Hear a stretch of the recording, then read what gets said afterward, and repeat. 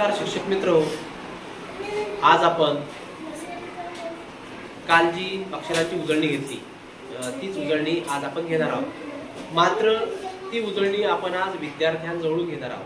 खरोखर विद्यार्थ्यांच्या concept clear होतात की नाही.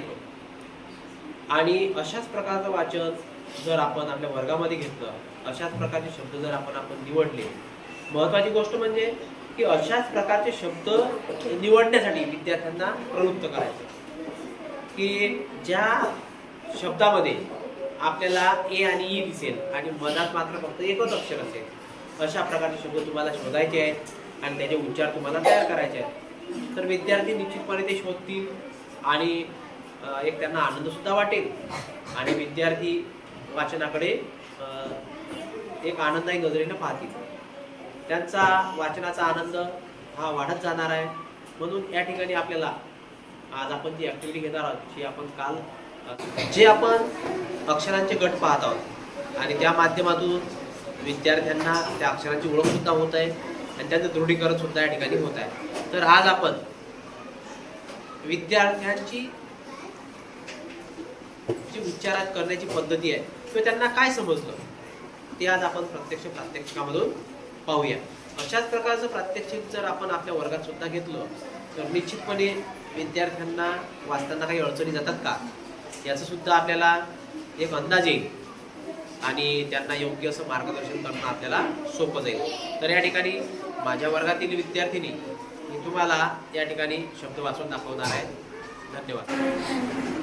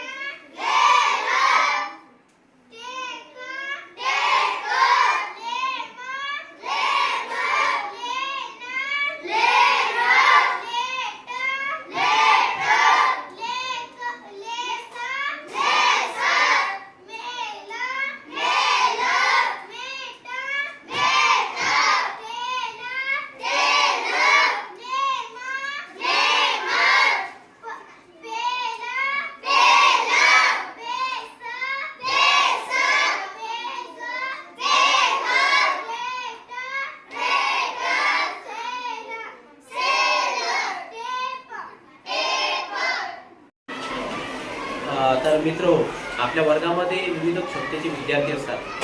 काही विद्यार्थ्यांना हे पटकन समजते तर काही विद्यार्थ्यांना वेळ लागतो. त्यासाठी आपण त्या विद्यार्थ्याच्या क्षमतेनुसार जायचं, त्यांच्या गतीनुसार जायचं. ज्यांना एका दिवसात समजलं त्यांना पुढची स्टेप द्यायची, ज्यांना समजलं नाही त्यांना मागीलच सराव आपल्याला द्यायचा आहे.